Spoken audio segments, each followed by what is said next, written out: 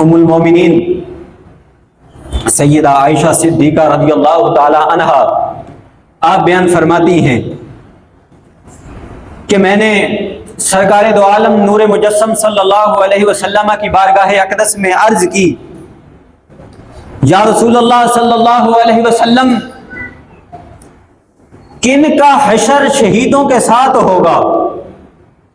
وہ لوگ جو مرتے ہیں ان میں سے، مرنے والوں میں سے وہ کون لوگ ہیں جن کا حشر شہیدوں کے ساتھ ہوگا؟ وہ کون لوگ ہیں جو شہیدوں کے ساتھ اٹھائے جائیں گے؟ سرکار دو عالم صلی اللہ علیہ وسلم نے ارشاد فرمایا کہ اے عائشہ، ان لوگوں کا حشر شہیدوں کے ساتھ ہوگا جو دن رات 20 مرتبہ موت کو یاد کرتا ہے۔ دن رات موت کو 20 مرتبہ یاد کرنے والے کا حشر وہ شہیدوں کے ساتھ کیا جائے گا۔ اور آپ شہیدوں کی فضیلت، ان کی عظمت اور ان کی رفعت کو جانتے ہیں کہ جن کو قرآن یہ کہتا ہے کہ یہ شہید مرتے نہیں، یہ زندہ ہیں۔ جو موت کو دن رات 20 مرتبہ یاد کرے، رب ذوالجلال اس کا حساب شہیدوں کے ساتھ کرے گا۔ وہ لوگ شہیدوں کی صف میں کھڑے ہوں گے۔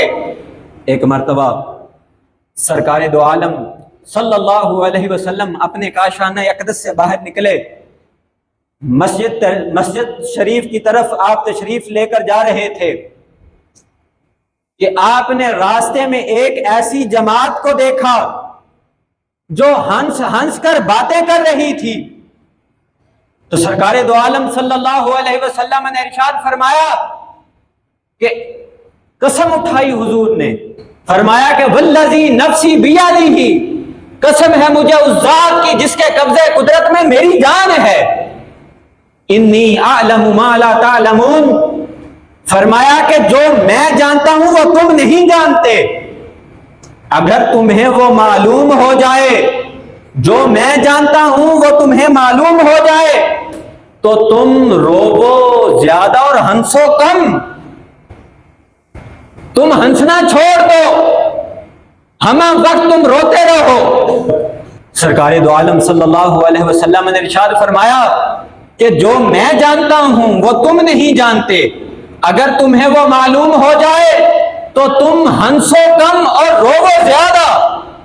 پھر سرکار دو عالم صلی اللہ علیہ وسلم نے ارشاد فرمایا اکثروا ذکر حازم لذات الموت، فرمایا کہ موت کو کثرت سے یاد کرو، موت کو کثرت سے یاد کرو کہ یہ لذتوں کو مٹانے والی ہے۔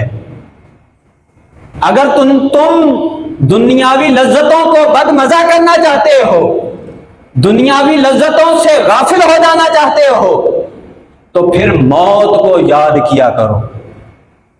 جب تم موت کو یاد کرو گے تو یہ دنیا کی لذتیں تمہارے سامنے پھیکی پڑ جائیں گی، تمہیں اللہ کا قرب حاصل ہوگا، تم سچی توبہ میں ہمہ وقت اپنا وقت بسر کرو گے۔